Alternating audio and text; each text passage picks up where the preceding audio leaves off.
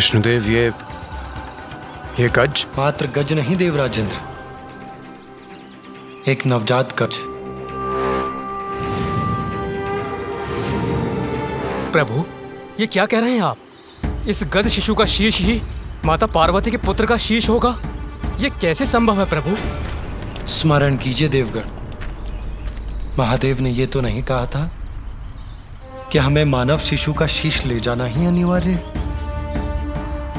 महादेव के कथन के अनुसार सर्वप्रथम जो भी नवजात शिशु दक्षिण दिशा की ओर मुख करके लेटा अथवा बैठा हो, उस शिशु का शीश लेकर जाना है हमें। और ये गज शिशु नवजात भी है और इसका मुख दक्षिण दिशा की ओर भी।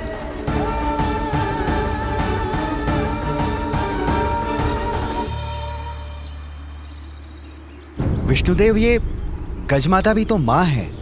जब ये निद्रा से जागेगी और अपने पुत्र को अपने समीप नहीं पाएगी तो इस मां की भी क्रोधाग्नि जागृत हो जाएगी और तब ये भी भयंकर उत्पात मचाकर सर्वत्र विनाश करेगी। नहीं सूर्यदेव, शिशु के जन्म पर माता उस पर अपना वात्सल्य उड़ेलती है, उसे अपने तन से स्नेहपूर्वक लगाकर उसका पोषण करती है। पल भर के लिए भी उसे अपनी आंखों से ओझल नहीं होने देती। किंतु उसके विपरीत ये गज माता अपने पुत्र से दूसरी ओर मुख करके निद्रामग्न है, अर्थात उसे अपने शिशु का ध्यान भी नहीं। उसने तन और मन दोनों से शिशु का त्याग कर दिया है। और ये नवजात शिशु अपनी माता के समीप होकर भी इस संसार में सर्वथा एकाकी है। इसे एक मां की आवश्यकता है।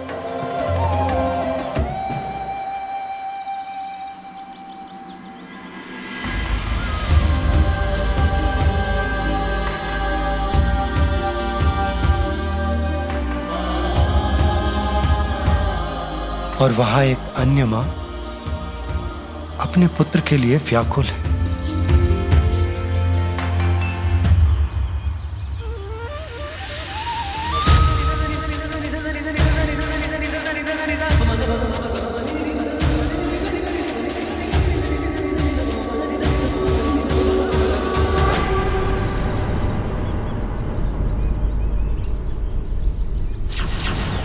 इसके प्राणांत के बाद ये गज शावक मेरे धाम में स्थान पाएगा।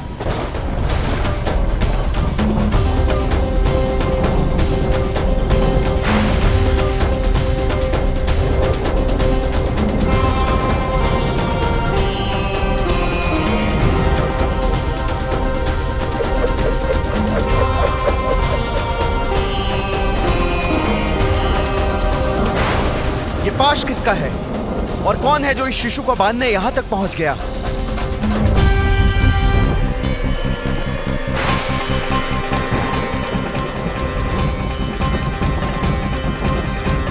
विष्णुदेव, देवराज और सभी देवगणों को मेरा प्रणाम।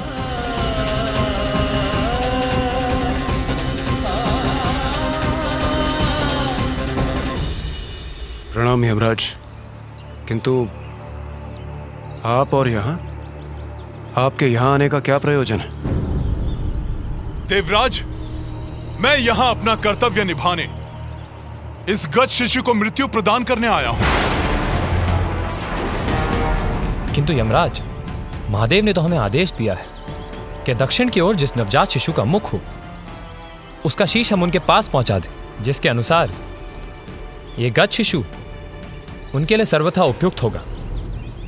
यही तो महादेव की लीला है।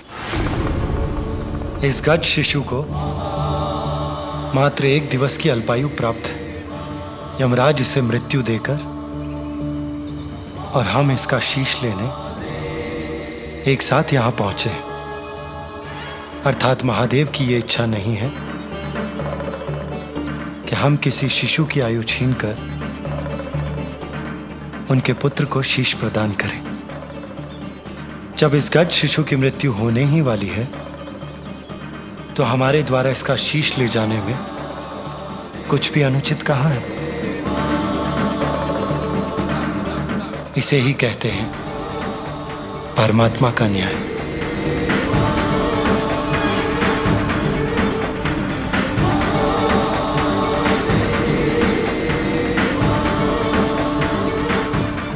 हे श्री हरि, आपके द्वारा इस गज शिशु के शीश को ले जाने के पूर्व मुझे इसके प्राण ले जाने की अनुमति प्रदान करें।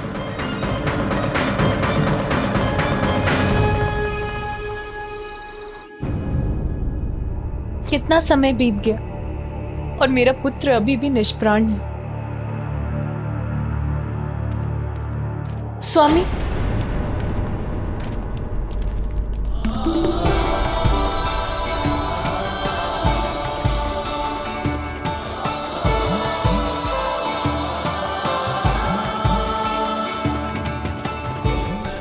श्री हरि और देवगण लौट रहे हैं, अर्थात उनकी यात्रा सफल हुई। अब पुनः पा सकूंगी मैं अपने पुत्र को।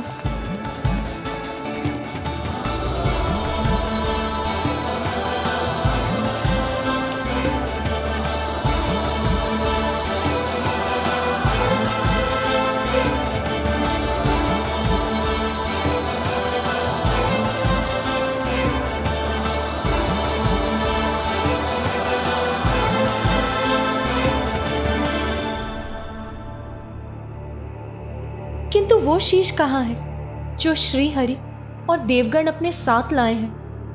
अब तो वही शीश मेरे पुत्र का शीश होगा। आपके आदेशानुसार हम ले आए एक शीश।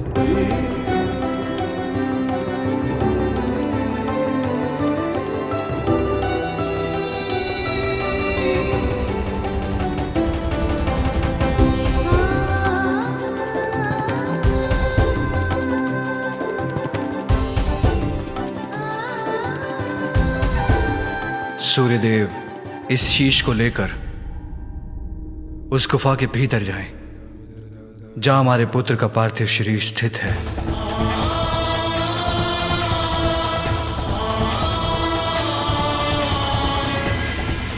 जो आज्ञा प्रभु।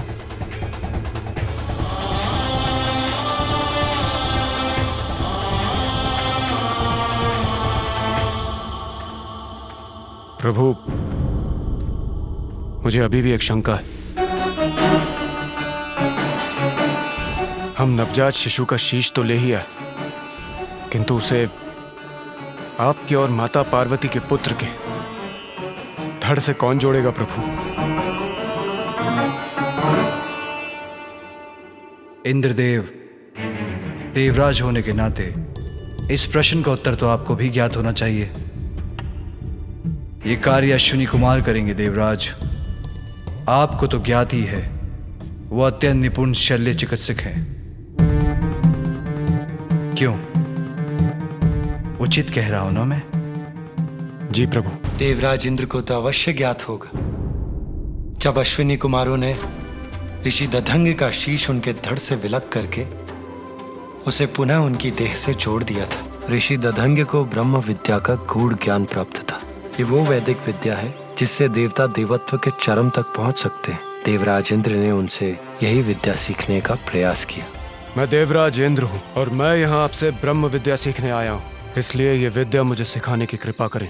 देवराज, ये विद्या तो केवल उन्हें ही सिखाई जा सकती है जो किसी भी अवस्था में इसका कोई दुरुपयोग ना करे। आप देवराज अवश्य हैं, किंतु मुझे यह विश्वास नहीं है कि ये विद्या आपको सिखाना संसार के हित में होगा। ऋषिवर! आपने देवराज इंद्र को यह विद्या सिखाने से मना किया। अगर यह विद्या मुझे प्राप्त नहीं हो सकती तो किसी और को भी नहीं दी जा सकती। ज्ञात रहे, यदि आपने अपने इस मुख से अपनी यह विद्या किसी और को सिखाई तो उसका भीषण परिणाम झेलने के लिए तैयार हो जाइए।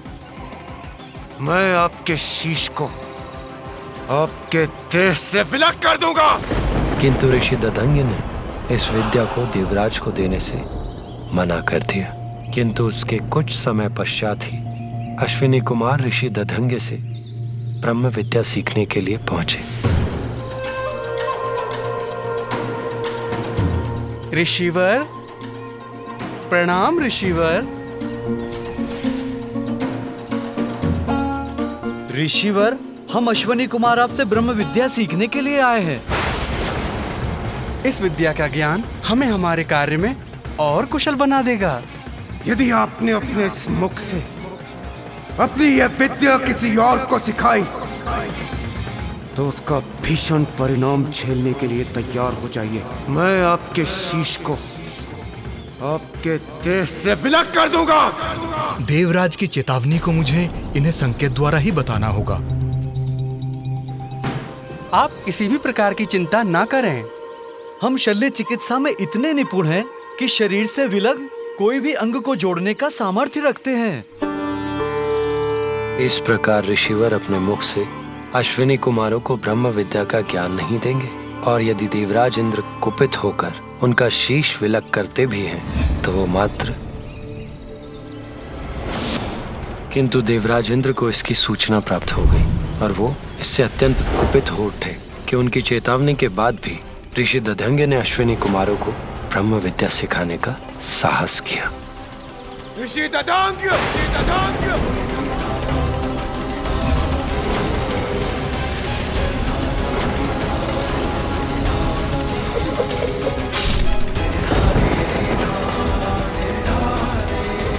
इसके उपरांत दोनों अश्विनी कुमारों ने ऋषि दधंगे के शीश को उनके शरीर पर पुनः स्थापित कर संजीवनी विद्या से उन्हें पुनर्जीवित कर दिया। आप दोनों का कल्याण हो। आप दोनों ने मात्र मेरे जीवन की रक्षा नहीं की, अपितु मेरे धर्म को भंग होने से भी रक्षित किया है। एक गुरु होने के कारण आप दोनों जैसे योग्य शिष्यों को धर्म का ज्ञान देना मेरा धर्म था। यदि देवराज इंद्र के भय से मैं आपको ये ज्ञान दिए बिना लौटा देता, मेरे गुरु होने का धर्म खंडित होता। शल्य चिकित्सा में पारंगत और संजीवनी विद्या के ज्ञाता भी हैं अश्विनी कुमार, इसलिए बालक के शीश को उसके धड़ से जोड़ने के लिए उनका बुलाया जाना स्वाभाविक है और उपयुक्त भी। बालक के शीश को उसके धड़ से जोड़कर वो उसे प्राण दान देने में समर्थ है।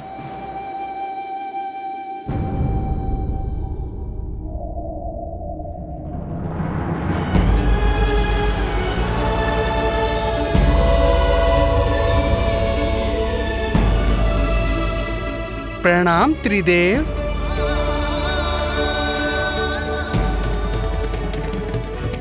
प्रणाम देवतागण।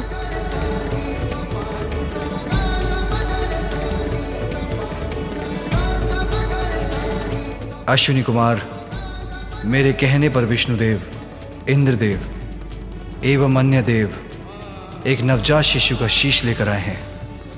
आप औषधियों के देवता हैं, इसीलिए आप ही मेरे पुत्र के तन से इस शीश को जोड़ने में सक्षम हैं। यह हमारा सौभाग्य होगा महादेव। अब आप अपना कार्य आरंभ करें।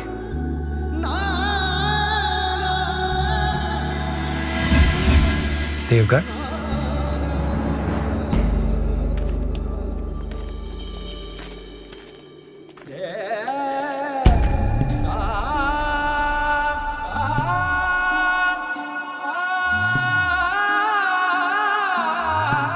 निश्चिंत रहो पार्वती, कुछ ही समय में तुम्हारा पुत्र पुनः तुम्हारे साथ होगा।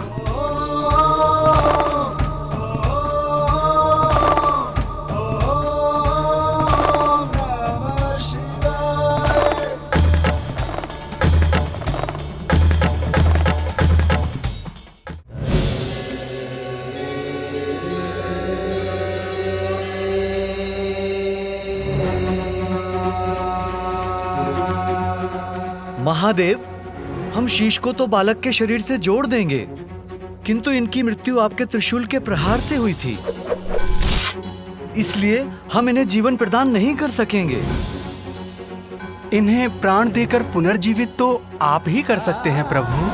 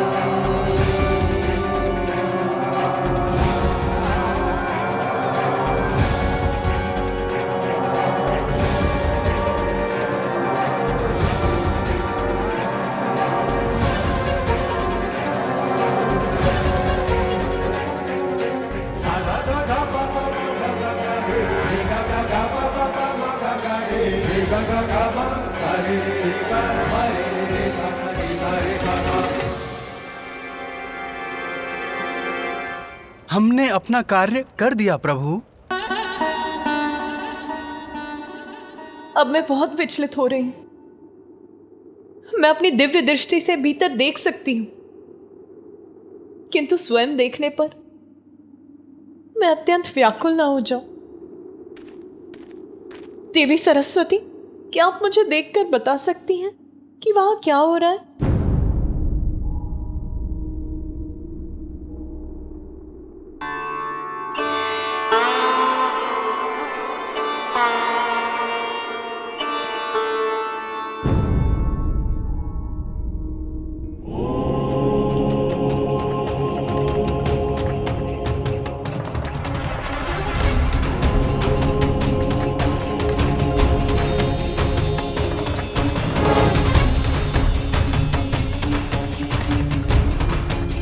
देवी पार्वती, महादेव आपके पुत्र को प्राण दे रहे हैं। उनके पांव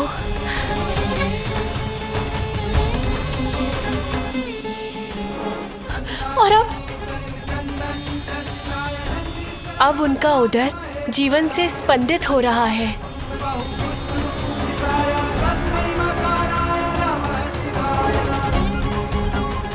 और अब क्या हो रहा है वहां? अब उनके हाथ और उनकी भुजाएं, उसमें भी जीवन का संचार हो रहा है। और बताइए ना, अब क्या हो रहा है वहां? और अब उनकी ग्रीवा क्रियाशील हो रही है।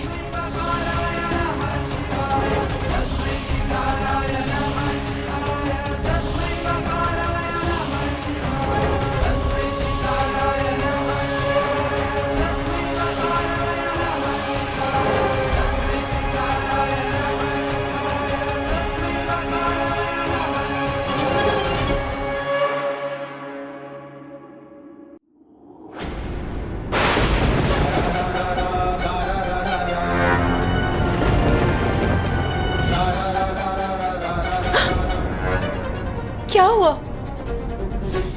आपने अपनी दिव्य दृष्टि क्यों हटा ली? आप मुझे कुछ बता क्यों नहीं रही हैं? वो देवी पार्वती, जैसा मैंने कहा, महादेव आपके पुत्र को प्राण दे रहे हैं। नहीं, कुछ तो है जो देवी सरस्वती मुझे नहीं बता रही। मैं स्वयं जाकर देखती हूँ।